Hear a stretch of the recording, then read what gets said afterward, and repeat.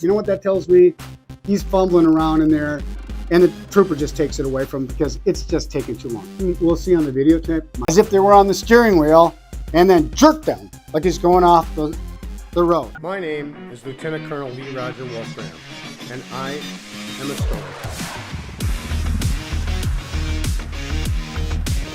Welcome to the bunker.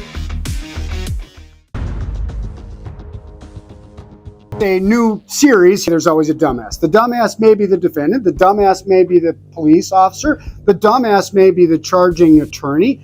The dumbass may be a witness who decided to lie for their own end. There's always a dumbass.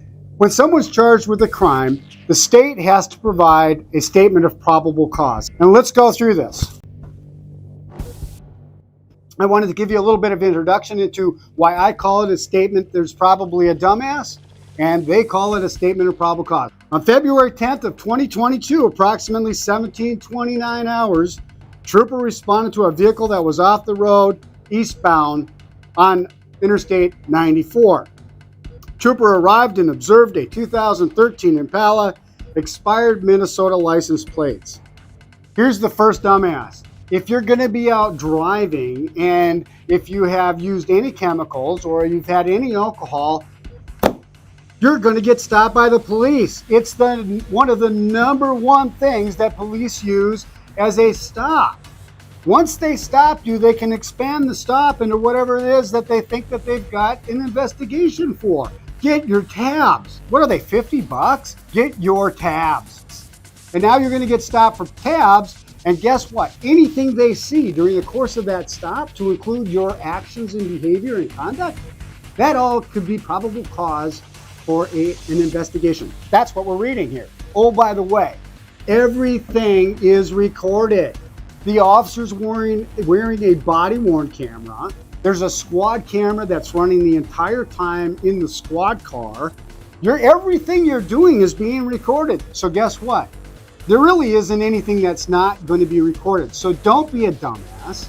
Don't make it worse. Don't give the police extra stuff.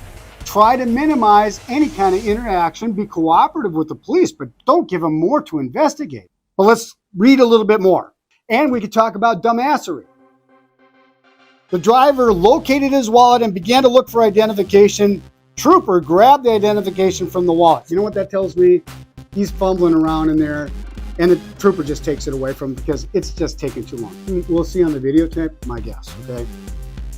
When asked where he was going in a mumbled tone, he said he got stuck and then caught. Used his hands to demonstrate as if they were on the steering wheel and then jerked them like he's going off the road. The police are going to ask you questions you have to respond to. Try to be as concise and accurate as you possibly can. That's all that's required of you. His pupils were constricted. When asked what he had taken, he said prescription drugs. Okay, here's the deal. If it's prescription drugs and they're legal, let him know, right? So he said he did. Not a dumbass. Tell the police, I'm taking prescription drugs. Now, whether or not that ends up to be a DWI, let's just at least say that gives you or gives the defendant a legal reason to have these drugs, controlled substances in the vehicle. When asked if he had any questions about the one-legged stand, he said, I'm not taking no test. You know what? You don't have to take a test on the side of the road, but you do have to take a test when you are at the police station after they read you the requirement that they will provide a phone to you. You can contact a lawyer, but that's the test you must take.